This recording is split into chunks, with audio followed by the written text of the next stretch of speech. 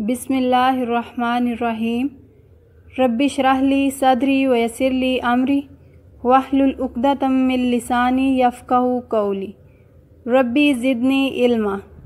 السلام علیکم ورحمۃ اللہ وبرکاتہ۔ امید ہے کہ آپ سب ایمان اور صحت کی بہترین حالت میں ہوں گے۔ لیکچر نمبر 1، 9 ستمبر 2021، دن ہے جمعرات، جماعت ہشتم، مضمون اردو۔ سب سے پہلے آج کی سرگرمی۔ شعر کے آخر میں آنے والے ہم آواز الفاظ کو قافیہ کہتے ہیں۔ نظم رب کائنات میں استعمال ہونے والے قافیے تحریر کریں۔ آج ہم 9th کلاس کو اردو کا جو سبق پڑھائیں گے وہ ہے نظم نمبر 1، رب کائنات۔ نظم کے شاعر کا نام ہے خواجہ الطاف حسین حالی۔ اس کے لیے آپ کھولیں گے اردو کی کتاب کا صفحہ نمبر 82۔ اس نظم کی تدریس کے بعد بچے حمد کے معنی و مفہوم سے واقف ہو سکیں گے، اللہ تعالیٰ کی ذات اور صفات کے بارے میں جان سکیں گے۔ اس کے ساتھ ساتھ اردو ادب میں خواجہ الطاف حسین حالی کی خدمات سے واقفیت حاصل کریں گے۔ شروع کرتے ہیں شاعر کا تعارف۔ خواجہ الطاف حسین حالی۔ اس کے لیے آپ کھولیں گے اپنے اردو کے نوٹس۔ شاعر کے تعارف میں پہلا سوال ہے، خواجہ الطاف حسین حالی کب اور کہاں پیدا ہوئے اور آپ کے والد کا کیا نام تھا؟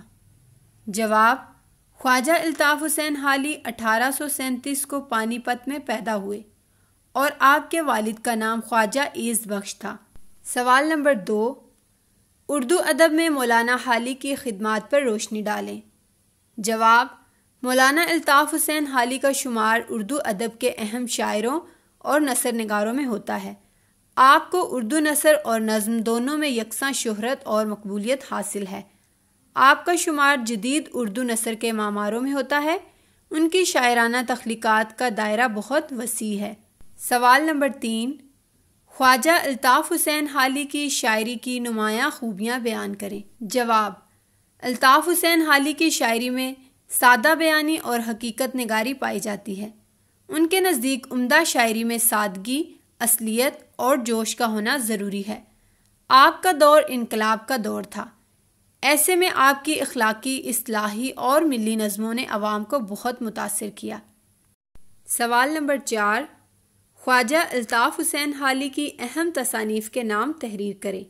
جواب، شاعری میں خواجہ الطاف حسین حالی کی اہم تصانیف میں نظم حالی، دیوان حالی، مسدس حالی، مد و جزر اسلام ہیں۔ ان کے علاوہ حالی کی دیگر نظموں میں شکوہ ہند، مناجات بیوہ اور چپ کی داد خاص اہمیت کی حامل ہیں۔ سوال نمبر 5، خواجہ الطاف حسین حالی کی مشہور زمانہ نظم مسدس حالی کا مضمون کیا تھا؟ جواب، نظم مسدس حالی مسلمانوں کی مذہبی، تہذیبی اور علمی زندگی کا مرقع ہے، جس کا مقصد مسلمانوں میں قومی بیداری کا شعور پیدا کرنا تھا۔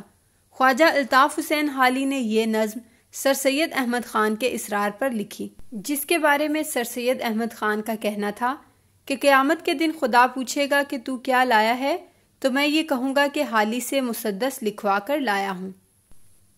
اس کے بعد ہم کریں گے حمد کے مشقی سوالات۔ پہلا سوال ہے، شاعر نے عارفوں کی حیرت اور منکروں کے سکتے کا کیا سبب بیان کیا ہے؟ عارف کہتے ہیں ولی اللہ کو، یعنی اللہ تعالیٰ کی ذات کو پہچاننے والے کو، اور منکر سے مراد ہے انکار کرنے والے یعنی کافر۔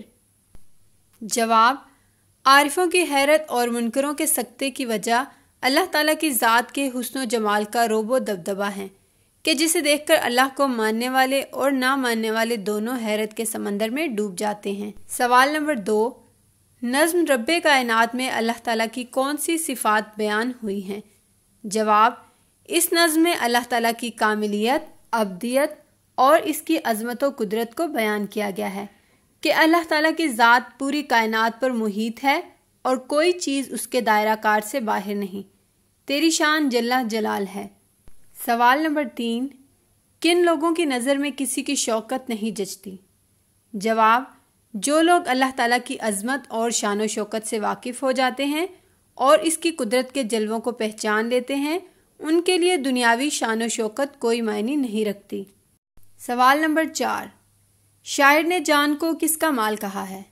جواب، شاعر نے جان کو اللہ تعالیٰ کی ملکیت اور امانت قرار دیا ہے، کیونکہ وہی ہمارا خالق ہے اور موت کے بعد اسی کی طرف لوٹ کر جانا ہے، لہٰذا یہ زندگی ہمیں اللہ کی امانت سمجھ کر گزارنی چاہیے۔ سوال نمبر 5، شاعر نے کس چیز کو رنگ آشنائی کہا ہے؟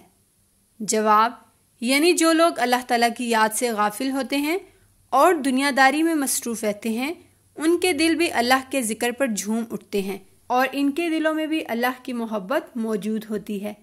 سوال نمبر 6، حمد کی تعریف لکھیں۔ جواب، حمد ایسی نظم جس میں اللہ تعالیٰ کی تعریف و توصیف بیان کی جائے حمد کہلاتی ہے۔ اس کے بعد ہے حمد کا مرکزی خیال۔ اس نظم میں مولانا الطاف حسین حالی نے اللہ تعالیٰ کی تعریف بیان کرتے ہوئے اس کی چند صفات کا ذکر کیا ہے کہ اللہ تعالیٰ کی ذات کامل، مالک، جلیل اور محیط ہے۔ جو شخص ایک بار اللہ تعالیٰ کا جلوہ دیکھ لیتا ہے پھر اسے کسی دوسرے کی شان و شوکت متاثر نہیں کر سکتی، اور جو شخص دنیاوی زندگی کی خوبصورتیوں میں کھویا ہوتا ہے اس کے دل میں بھی اللہ کی محبت سمائی ہوتی ہے۔ آخر میں آج کی ڈائری، نظم رب کائنات کے شاعر کا تعارف اور مشقی سوالات یاد کرنے اور خوشخط لکھنے ہیں۔ دعا کے ساتھ اپنے لیکچر کا اختتام کروں گی۔ سبحانک اللہم و بحمدک، اشہد ان لا الہ الا انت، استغفرک و اتوب الیک۔ اپنا اور اپنے گھر والوں کا خیال رکھیں۔ اللہ حافظ۔